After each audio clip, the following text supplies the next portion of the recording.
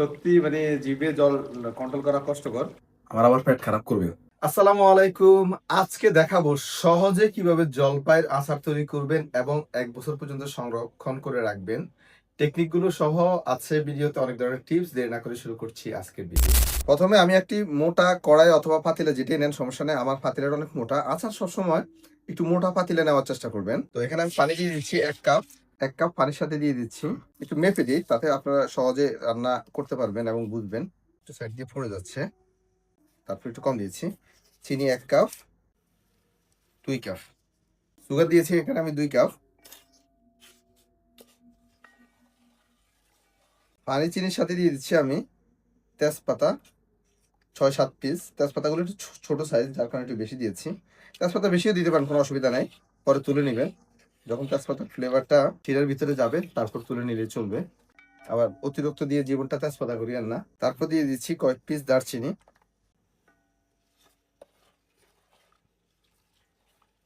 শিরাতে আপনারা যখন দেখবেন যে বাবলিং আসতেছে, তখন খুব কেয়ারফুলি নাড়ানোর উপর রাখতে হবে।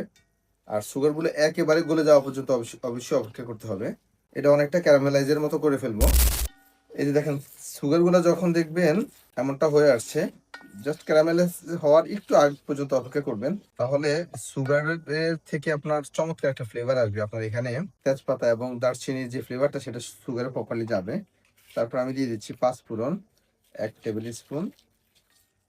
পাঁচফোড়ন দিচ্ছি 2 টেবিল স্পুন। পাঁচফোড়নটা একটু কম বেশি করে দিতে পারেন, কোনো অসুবিধা নেই। আর পাঁচফোড়নটা মূলত হচ্ছে আপনার আচারের জন্য মেন ফ্লেভার যে হিট করে, সেটা হচ্ছে পাঁচফোড়নে। আর দেখা গেছে যে আমরা যেই আচারে তৈরি করি, অনেক সময় দেখা গেছে লং টাইম ফ্রিজে রেখে দিলে একটু হালকা একটু গন্ধ আসার সম্ভাবনা থাকে। পাঁচফোড়নের ফ্লেভারটা যদি একটু স্ট্রং হয়, সেক্ষেত্রে এই গন্ধটা থাকবে না। এই যে সুগারটা এখন গলা শুরু করছে অলরেডি, একটু অপেক্ষা করতে হবে। আপনার সুগারের জায়গায় গুড় ইউজ করতে পারেন, কোনো অসুবিধা নেই। খেজুর গুড় অথবা আখের গুড়। আখের গুড়ে কিন্তু আচার যথেষ্ট ফ্লেভারফুল হয়, খুবই টেস্ট লাগে। আমি যতবারই আচার তৈরি করেছি, গুড় দিয়ে বেশিরভাগই করেছি।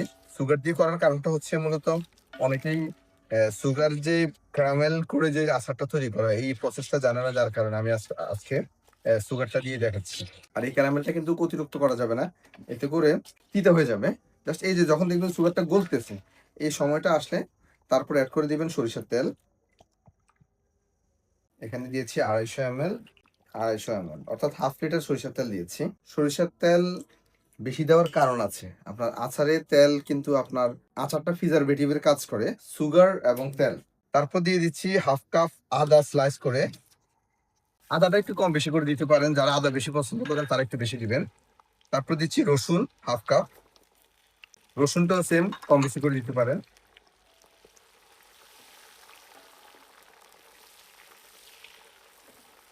তারপর আমি এখানে দিয়ে দিচ্ছি জলপাই। এই জলপাই আছে এখানে টোটাল 2 কেজি। আর জলপাইগুলো দেখেন, এই যে আমি একটু 3-4 ভাবে হালকা চাকু দিয়ে কেটে নিয়েছি। আমি দেখাচ্ছি কিভাবে কাটছি।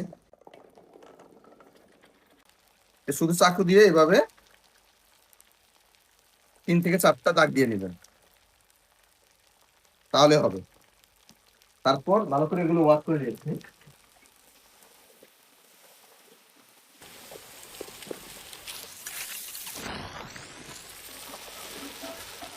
তারপর দিচ্ছি 1 টেবিল স্পুন লবণ, নর্মাল লবণ, সাদা লবণ।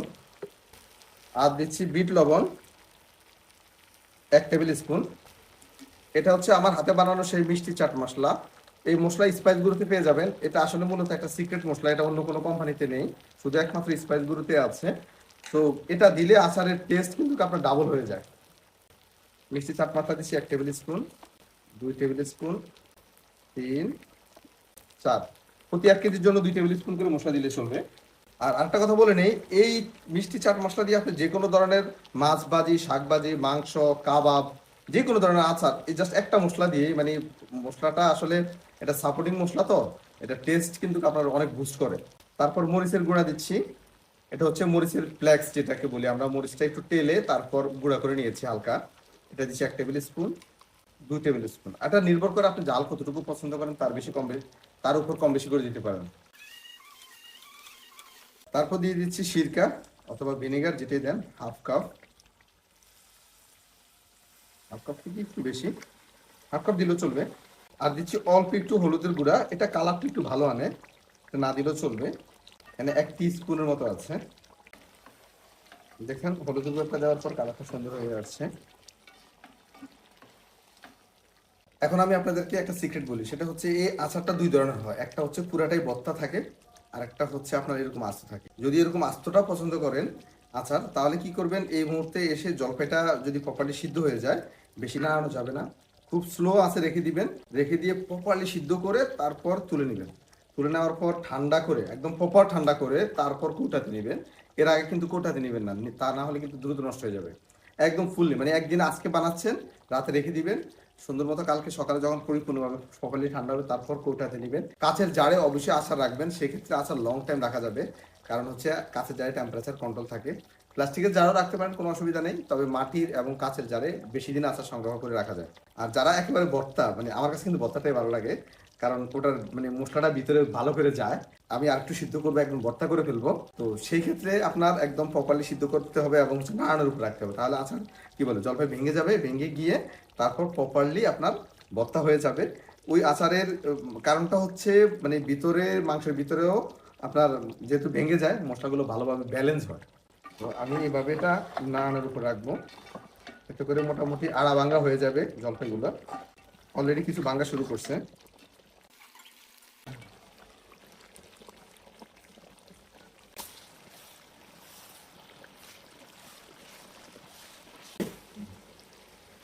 এই যে দেখেন, আমি কিন্তু সবগুলো জলপাই একবারে পুরো ভর্তা করি নাই, কিছু ভর্তা হয়েছে অর্ধেকের মতো, আর অর্ধেক আস্ত আছে।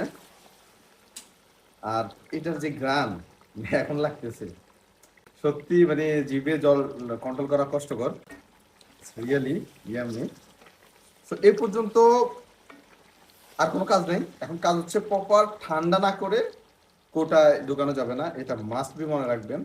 এটা অনেকে আমরা ভুল করে ফেলি, একটু হালকা গরম থাকা অবস্থায় ঢুকে ফেলি, তারপরে এতে কি হয়, ভিতরে স্টিম জমে যায়, পানি জমে যায়, যার কারণে আচার দ্রুত নষ্ট হয়ে যায়। তো আমি একটা বলে অল্প একটু নিচ্ছি আপনাদেরকে টেক্সচারটা বোঝানোর জন্য।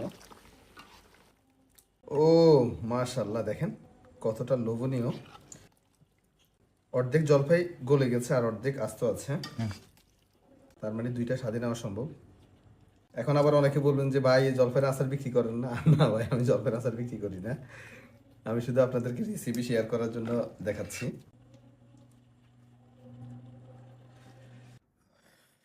আমি অল্প একটু ট্রাই করে দেখি।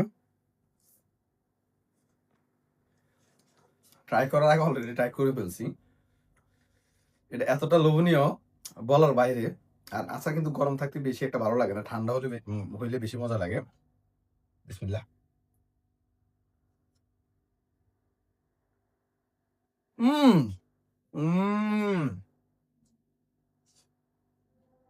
মাশাআল্লাহ,